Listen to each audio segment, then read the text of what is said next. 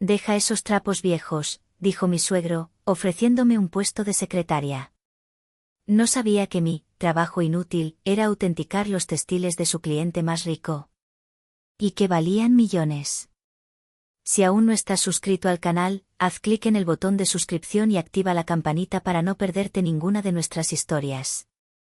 Tu apoyo significa todo para nosotros. Si esta historia te parece interesante, déjale un like. También me encantaría saber de qué ciudad eres, déjanos el nombre de tu ciudad en los comentarios. Ahora, empecemos con la historia. El polvo fino de la arcilla seca flotaba en el haz de luz que entraba por el ventanal de mi taller, creando una especie de galaxia en miniatura. Para mí, era mágico. El olor a tierra húmeda y a esmaltes minerales era el perfume de mi santuario. Con la punta de un pincel de pelo de Marta, aplicaba un pigmento de óxido de cobalto sobre las grietas de un jarrón de Talavera del siglo XVII. Era un trabajo de paciencia infinita, un diálogo silencioso con un artesano que había muerto hacía cientos de años. Cada pieza tenía una historia, un alma, y mi trabajo consistía en escucharla y sanar sus heridas. La puerta del taller se abrió con un chirrido y el hechizo se rompió. Era Iker. Su presencia era como un cambio brusco de presión atmosférica. Alto, impecablemente vestido con un traje de lino que probablemente costaba más que mi alquiler de 3 meses, y con ese aire de confianza que solo da el nacer en una familia donde el dinero nunca ha sido un problema. ¿Todavía con tus cacharros, cariño?, dijo, arrugando la nariz. Su sonrisa era encantadora, pero sus ojos recorrían mi espacio con una mezcla de diversión y condescendencia. Este sitio huele a cueva. Me encogí de hombros, sin apartar la vista del jarrón. Es el olor del trabajo, Iker. De la creación. Llámalo como quieras, se rió, acercándose y besando mi coronilla con cuidado de no mancharse. Vengo a buscarte. La fiesta de cumpleaños de mi padre es esta noche, ¿recuerdas? Tenemos que pasar por casa para que te cambies. Lo recordaba perfectamente. Llevaba semanas temiéndolo. Nos conocimos hacía casi un año, en la inauguración de una galería. Él se sintió atraído por lo que llamó mi aura bohemia, mi pasión por el arte. Al principio, parecía fascinado por mi mundo. Me hacía preguntas, escuchaba mis explicaciones sobre la composición química de los esmaltes, sobre la historia de la cerámica en la península. Pero con el tiempo, su fascinación se transformó en un proyecto de reforma. Quería pulirme, refinarme, hacerme encajar en su mundo de juntas directivas, coches de lujo y apellidos con historia. Mi viejo Lancia Ypsilon del 2008, aparcado junto a su reluciente Audi negro, era el símbolo perfecto de nuestra relación. Él lo veía como una chatarra entrañable que debía ser reemplazada. Yo lo veía como un compañero fiel que me había llevado a yacimientos arqueológicos y a pueblos perdidos en busca de piezas únicas. Mis vaqueros manchados de arcilla y mis manos agrietadas eran, para él, un problema a solucionar.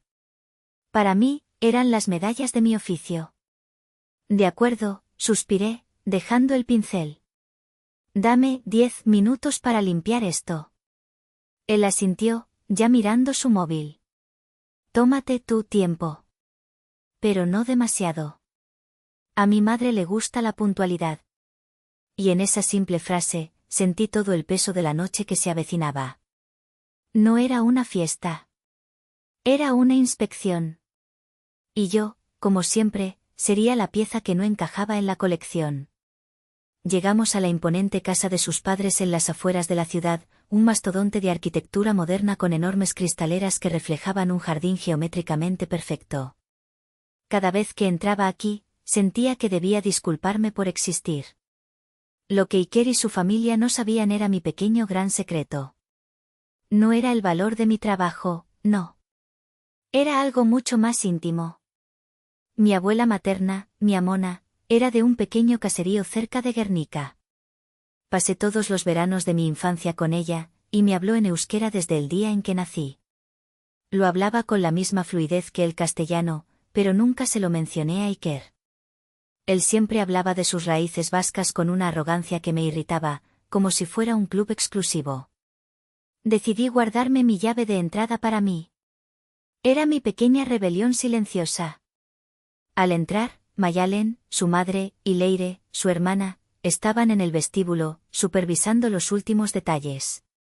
Me saludaron con besos al aire que olían a laca y a juicio. Elara, querida, qué guapa estás, dijo Mayalen, su sonrisa tan tensa como un lifting facial. Leire me escaneó de arriba abajo. Llevaba un vestido sencillo pero elegante que había elegido con sumo cuidado. El vestido es bonito, concedió. Entonces, en cuanto Iker se dio la vuelta para hablar con el servicio de catering, las escuché. Hablando en euskera, creyendo que yo solo oiría un murmullo ininteligible. Soineko polita da, baina oiala merkea dirudi, susurró Leire. El vestido es bonito, pero la tela parece barata. Mayalen asintió sutilmente. Gutxienez normala ematen saiatzen da. Ea gaurez digun loksatzen bere zaletasun zikin horrekin.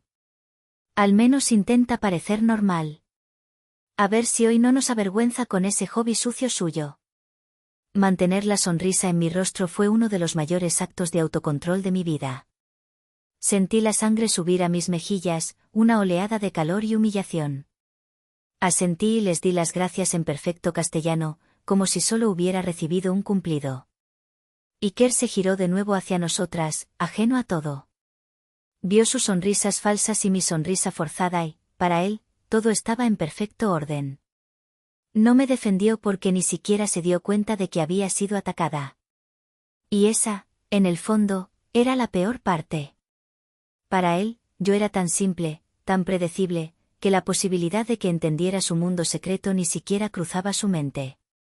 La fiesta por el 60 cumpleaños de Ander, el patriarca, era exactamente como la había imaginado, un desfile de riqueza y poder.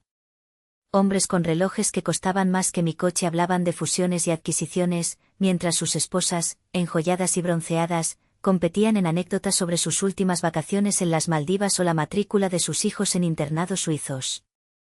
Yo me sentía como un gorrión en una reunión de pavos reales. Navegaba por el mar de gente con una copa de vino en la mano, intentando parecer natural. Cada vez que alguien, por pura cortesía, me preguntaba a qué me dedicaba, la conversación moría en segundos. Soy restauradora de cerámica, explicaba. Ah, qué interesante, decían, con los ojos ya buscando a alguien más importante con quien hablar. ¿Cómo, jarrones y esas cosas? Sí, jarrones y esas cosas. Jarrones que habían sobrevivido a guerras, a incendios, a la indiferencia de generaciones. Jarrones que valían más que sus coches deportivos. Pero para ellos, yo era simplemente una chica con un hobby pintoresco. La novia excéntrica de Iker. El momento culminante de la humillación llegó con el discurso de Ander. Se puso en pie, copa en mano, y el murmullo de la sala cesó. Habló de sus logros, de cómo había levantado su imperio inmobiliario desde la nada. Habló con orgullo de su hijo, Iker, el heredero. Estoy orgulloso de ver a Iker seguir mis pasos, dijo, con la voz resonando en el silencio. Un hombre hecho y derecho, con visión de futuro. Acaba de cerrar un contrato millonario para un nuevo complejo de lujo. Y mirad el coche que se ha comprado. Un hombre se mide por sus ambiciones. Hubo un aplauso educado. Entonces, sus ojos se posaron en mí. Una sonrisa paternalista, casi compasiva, se dibujó en su rostro. Y también tenemos a Elara, dijo, y sentí 100 pares de ojos clavándose en mí. La futura nuera. Un alma de artista. Una chica con una gran pasión. Hizo una pausa, como buscando la palabra correcta. Estamos muy orgullosos de tu dedicación a tus manualidades, querida. La palabra manualidades cayó sobre mí como una losa. El silencio que siguió fue denso, incómodo. Algunos invitados sonrieron con lástima. Vi a Iker, a su lado, sonriendo, hinchado de orgullo por la mención de su padre, sin darse cuenta de la bofetada que acababa de recibir yo en público. En ese instante, algo dentro de mí se endureció. La paciencia, la tolerancia, el deseo de ser aceptada, todo se evaporó. Solo quedó un hielo afilado y claro. La noche aún no había terminado. Y yo tampoco. Después del discurso, cuando los invitados volvían a sus conversaciones triviales, Iker me tomó del brazo. Mi padre quiere hablar con nosotros. En el despacho. Su tono era serio, como si se tratara de un asunto de estado. Me condujo a la biblioteca, un cuarto solemne forrado de madera oscura y libros que parecían no haber sido abiertos jamás. Allí estaban todos: Ander, sentado tras su imponente escritorio de caoba; Mayalen, de pie a su lado con las manos entrelazadas, y Leire, recostada en un sofá de cuero, examinándose las uñas. Y, para mi sorpresa, también estaba el tío de Iker, Unai, el hermano menor de Ander.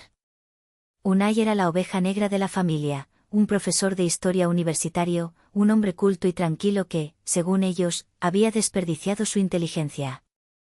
Estaba en un rincón, con la mirada perdida en los libros, como si deseara fundirse con ellos. Elara, siéntate, ordenó Ander, señalando la silla frente a él. Era un trono de interrogatorio. Iker se sentó a mi lado y me tomó la mano. Su palma estaba sudorosa. Cariño, empezó él, mi familia y yo hemos estado hablando. Y estamos preocupados por ti. Por nuestro futuro. Mayalen tomó la palabra. Ese taller, hija, no puede darte una vida estable. Queremos lo mejor para ti, para los dos. Ander se inclinó hacia adelante, juntando las manos sobre el escritorio. Su voz era grave, paternalista, la voz de un hombre acostumbrado a que su palabra sea ley. Deslizó un sobre grueso y blanco sobre la caoba pulida. Sé que tienes tu orgullo, Elara. Y lo respeto, dijo. Esto no es caridad. Es una oferta de trabajo. 3.000 euros al mes. Netos. Para que seas mi asistente personal. Aprenderías cómo funciona un negocio de verdad. Podrías mantener tu taller como un hobby de fin de semana, por supuesto. Sentí que el aire se espesaba. Me miraban todos, expectantes, como si me estuvieran ofreciendo el regalo de mi vida. Leire sonreía con suficiencia. Mayalen me miraba con una esperanza casi piadosa. Entonces Iker apretó mi mano. Te pago yo mismo los 3.000 euros al mes si hace falta, Elara, dijo, su voz cargada de una sinceridad que lo hacía todo aún más insultante. Para que dejes ese hobby y empieces una carrera de verdad. Hazlo por nosotros. Por nuestro futuro. La oferta quedó suspendida en el aire, pesada y ofensiva. Era el gesto definitivo de su incomprensión. No veían mi trabajo, mi pasión, mi vida. Veían un problema que el dinero podía solucionar. Un capricho que debía ser domesticado. Levanté la vista y mis ojos se encontraron con los del tío Unai. En su mirada no había lástima, sino una profunda vergüenza. Vergüenza por su familia. Fue la única señal de humanidad en esa habitación fría y calculadora. Y me dio la fuerza que necesitaba. No dije nada. Dejé que el silencio se estirara, que se volviera incómodo para ellos. Recogí la mano que Iker todavía sujetaba y la puse sobre mi regazo. Luego, lentamente, mis ojos se movieron del sobre blanco que reposaba sobre la mesa a cada uno de sus rostros. La sonrisa de suficiencia de Leire empezó a flaquear. La expresión piadosa de Mayalen se convirtió en una de impaciencia. Iker me miraba con una ansiedad creciente, como si no entendiera por qué no estaba llorando de gratitud. Ander frunció el ceño, no acostumbrado a que sus ofertas no fueran aceptadas de inmediato. Mi silencio era un idioma que no entendían. Era un vacío que no sabían cómo llenar. Y en ese vacío, yo tenía todo el poder. Finalmente, esbocé una pequeña sonrisa, enigmática. Incliné la cabeza, como si estuviera considerando su propuesta con la seriedad que ellos creían que merecía. Iba a hablar, a darles la respuesta que esperaban, cuando un sonido agudo rompió la tensión. El móvil de Ander vibraba sobre el escritorio. Él lo miró con fastidio, a punto de ignorarlo. Pero algo en la pantalla le hizo cambiar de opinión. Su expresión pasó de la irritación al respeto absoluto en una fracción de segundo. Es el señor Morales, dijo en voz baja a su familia, como si pronunciara el nombre de un rey. Mi cliente más importante. Se aclaró la garganta y contestó, poniendo el altavoz para que todos fuéramos testigos de su importante conexión. Señor Morales. ¡Qué sorpresa! Disculpe, estoy en medio de una pequeña reunión familiar. La voz que salió del teléfono era enérgica, apremiante, acostumbrada a la obediencia. Ander, perdona que te moleste en fin de semana, sé que es el día de tu cumpleaños, felicidades, por cierto. Pero necesito un favor urgente. Un gran favor. Por supuesto, dígame. Lo que sea, respondió Ander, enderezándose en su silla. Acabo de adquirir una colección privada de cerámica de Talavera. Una oportunidad única. Pero necesito una tasación y autentificación inmediata, antes de que se cierre el pago final el lunes. Mis expertos habituales están fuera o no se atreven. Me dicen que solo hay una persona en el mundo que puede verificar ciertas piezas de esta época con total seguridad. Una leyenda, la llaman.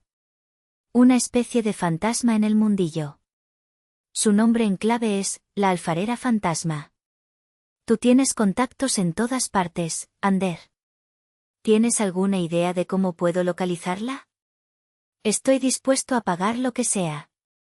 Lo que sea. El silencio que siguió fue atronador. Pude ver el engranaje en la mente de Ander girando a toda velocidad, buscando en su agenda mental un nombre que no tenía. Vi la decepción en su rostro al tener que admitir su ignorancia ante su cliente más valioso. Iker, Mayalen y Leire se miraban entre ellos, ajenos al cataclismo que estaba a punto de desatarse. Para ellos, era solo una conversación de negocios ajena. Ander carraspeó, a punto de confesar su fracaso. Señor Morales, es un nombre que no estoy seguro. Fue entonces cuando decidí que el juego había terminado. Me aclaré la garganta suavemente. Todos los ojos se volvieron hacia mí, sorprendidos por mi interrupción.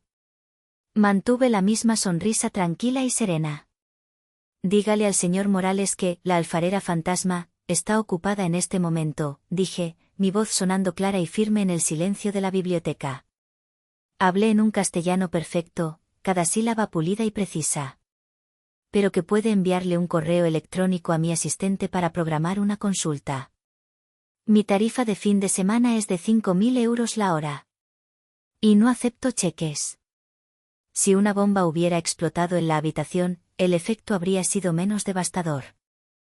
Ander se quedó paralizado, con la boca entreabierta, el teléfono todavía en la mano.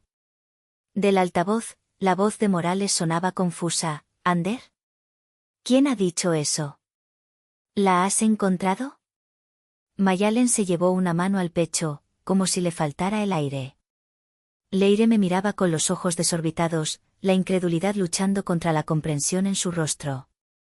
Iker. Iker parecía haber visto un fantasma de verdad. Su rostro pasó del blanco al rojo y de nuevo al blanco en cuestión de segundos. Con una calma que no sentía pero que proyectaba a la perfección, abrí mi bolso. No era un bolso de diseño, sino uno de cuero gastado, práctico. De él saqué un fajo de billetes. Eran exactamente 3.000 euros, el dinero que había sacado esa misma mañana para pagarle a un proveedor de arcillas raras de Japón. Conté 30 billetes de 100 y los puse con suavidad sobre el escritorio, justo encima del sobre blanco de Ander. El sonido del papel contra el papel fue el único ruido en la sala. Y sobre su generosa oferta, continué, mi voz tan afilada como un fragmento de cerámica rota. Aquí tiene un reembolso. Levanté la vista y miré directamente a Ander, que seguía petrificado. Resulta que esto es exactamente lo que su empresa, Construcciones Gasteiz, me pagó la semana pasada. A través de un intermediario, claro. Por una consulta de 1 hora sobre la viabilidad del suelo para su nuevo proyecto de lujo en la costa. Hice una pausa, dejando que las palabras calaran. Parece que su terreno de ensueño tiene una alta concentración de arcilla caolinítica histórica, la misma que se usaba en la cerámica real del siglo XVI. Es un hallazgo arqueológico. No es apto para construir los cimientos que planean sin un estudio arqueológico que les costará, siendo conservadora, 10 veces lo que me ofrecían como sueldo anual. Buena suerte con eso. El segundo golpe aterrizó con la fuerza de un mazo. No solo era la experta que su cliente más rico buscaba desesperadamente, sino que también era la persona que tenía en sus manos el futuro de su propio proyecto estrella. La llave de su éxito o de su ruina. El tío Unai, en su rincón, se cubrió la boca con la mano, pero no pudo ocultar el brillo de pura admiración en sus ojos. Por primera vez en mucho tiempo, alguien de la familia Andergoitia no lo estaba mirando a él como el fracasado de la habitación. El mundo pareció detenerse. Ander finalmente dejó caer el teléfono sobre la mesa, produciendo un ruido sordo. Se apoyó en el escritorio con ambas manos, como si las piernas no pudieran sostenerle. Su rostro, normalmente rojo y autoritario, tenía un tono grisáceo, cerúleo. Mayalen se dejó caer en el sofá junto a Leire, que la miraba como si esperara que su madre le dijera que todo era una pesadilla. Iker fue el primero en encontrar la voz, aunque era un susurro ronco, irreconocible. Elara, tú, ¿por qué? ¿Por qué no me dijiste nada? Me levanté de la silla, sintiéndome por primera vez más alta que todos ellos. Lo miré, y por primera vez no vi al hombre del que me había enamorado, sino a un extraño asustado. ¿Por qué nunca preguntaste de verdad, Iker? Respondí, mi voz fría y desprovista de toda emoción. Estabas demasiado ocupado tratando de arreglar algo que no estaba roto. Estabas demasiado ocupado sintiendo vergüenza por mí como para sentir curiosidad por mí. No es verdad, balbuceó.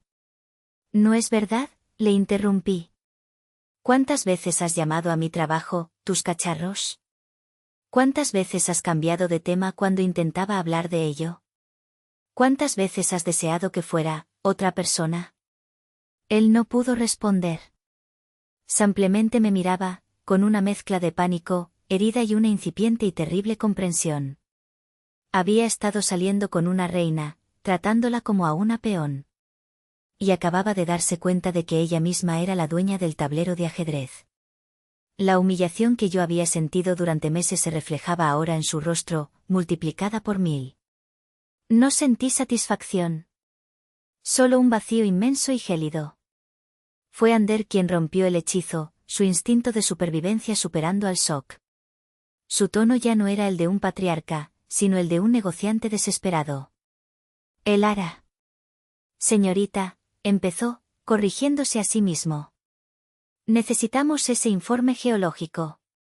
El proyecto es la joya de la corona de la empresa. Podemos hablar de sus honorarios. Lo que pida. La transformación era patética y fascinante a la vez. El hombre que me había ofrecido un sueldo de secretaria por lástima, ahora me suplicaba que le pusiera precio a mi conocimiento. Pero yo no lo estaba mirando a él. Mis ojos estaban fijos en Iker. Había una pieza más del puzzle que necesitaba poner sobre la mesa. Él lo sabía, dije en voz alta, dirigiéndome a Ander y Mayalen, pero sin apartar la mirada de su hijo. ¿Qué? ¿Qué sabía? Preguntó Mayalen, confundida. No lo sabía todo, admití. Pero sabía que mi trabajo era importante. Sabía que no era un simple hobby. Me volví hacia Iker, cuya cara era un poema de terror. Hace unos 3 meses, dejé mi portátil abierto en tu apartamento. Recibí un correo electrónico. Era de la casa de subastas Sotheby's, en Londres. Me consultaban sobre la autenticidad de un lote de cerámica al Alcora. El correo mencionaba una posible valoración de 6 cifras. ¿Tú lo viste? No dijiste nada cuando volví a la habitación, pero vi el historial de tu navegador. Habías buscado Sotheby's la Alcora. Y decidiste callarte. Leire ahogó un grito. Mayalen miró a su hijo con horror. ¿Te gustaba más la idea de rescatarme, verdad, Iker? Continué, implacable. ¿Te gustaba la dinámica? El hombre de éxito y la artista bohemia a la que podía moldear y salvar. Mi éxito real no encajaba en tu fantasía.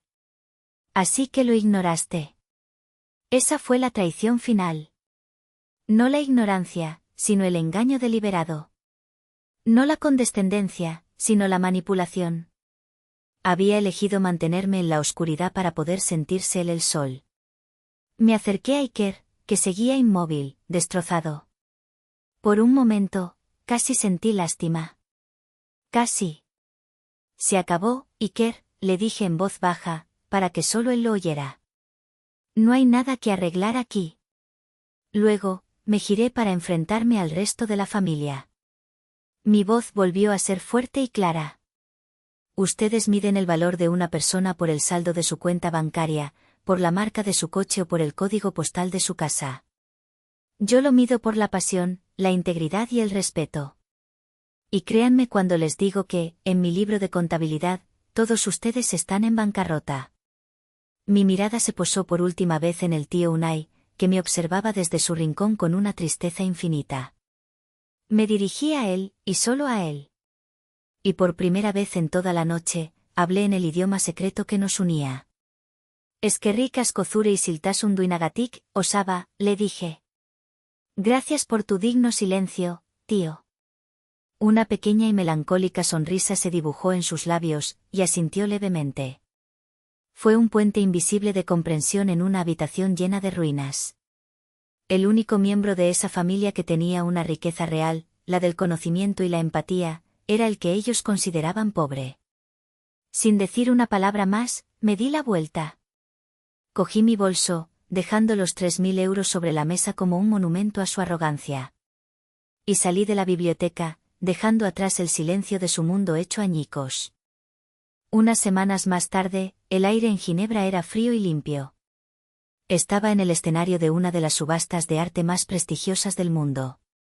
El director de la casa me presentaba no como el Ara, sino como la alfarera fantasma, la experta anónima cuya opinión podía añadir o quitar millones al valor de una pieza. La luz de los focos era cálida sobre mi rostro. Me sentía tranquila, poderosa. Entera. Ellos pensaron que podían comprar mi silencio, mi pasión, mi vida, por 3.000 euros. Pero la verdad es que mi propio silencio, durante todos esos meses, me había enseñado algo que no tiene precio. A veces, la mejor manera de demostrar tu valor no es discutiendo ni defendiéndote. Es, simplemente, dejar que los demás entren en tu mundo y descubran por sí mismos lo equivocados que estaban y lo pequeños que son en realidad. Y ahora te pregunto a ti, ¿alguna vez has tenido que fingir ser más pequeño o pequeña de lo que eres para sobrevivir, para ser aceptado, para mantener la paz? ¿Y cuál fue ese momento, esa gota que colmó el vaso, que te hizo decidir que ya era hora de levantarte y mostrar tu verdadera altura? Cuéntamelo en los comentarios.